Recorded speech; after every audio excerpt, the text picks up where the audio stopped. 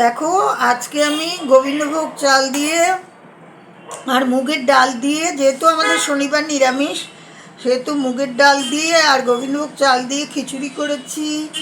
আর একটা কড়াইয়ের মধ্যে আলাদা করে আবার একটু আলু তোমার সিদ্ধ করে নিয়ে কড়াইশুঁটি দিয়ে, তারপরে নুন হলুদ দিয়ে অল্প আদা বাটা দিয়ে একটা আলুকে রেডি করে রেখেছি। হ্যাঁ, আর খিচুড়িতে যে আলুগুলো দিয়েছি অত তো হাঁড়িতে উপচে পড়ে যাচ্ছে, তার জন্য যেই আলুগুলো খাওয়া হচ্ছে তখন ওই কড়াই থেকে যে আলুগুলো সেইগুলো আবার খিচুড়ির মধ্যে দিয়ে দিচ্ছি, বুঝেছো? অনেক রকম ক্যাপাসিটি আছে তো রান্না করার জন্য, বুঝেছো? আর এই যে পাঁপড়গুলো ভেজেছি, যে যে খাবে যখন, হ্যাঁ, তখন এই পাঁপড়গুলো ভেজে দেবো। হ্যাঁ, এখনই আবার পাঁপড় ভাজবো। আর এই খিচুড়ি সবাই খেয়ে ভালোই বলেছে, খিচুড়ি ভালোই লাগে।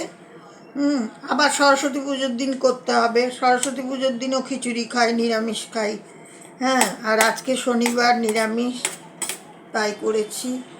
দয়া করে তোমরা যদি একটু দেখো, একটু সাবস্ক্রাইবার করো। কবে থেকে বলছি তোমাদের, আমার ভিডিও দেখতে কি তোমাদের ভালো লাগে না?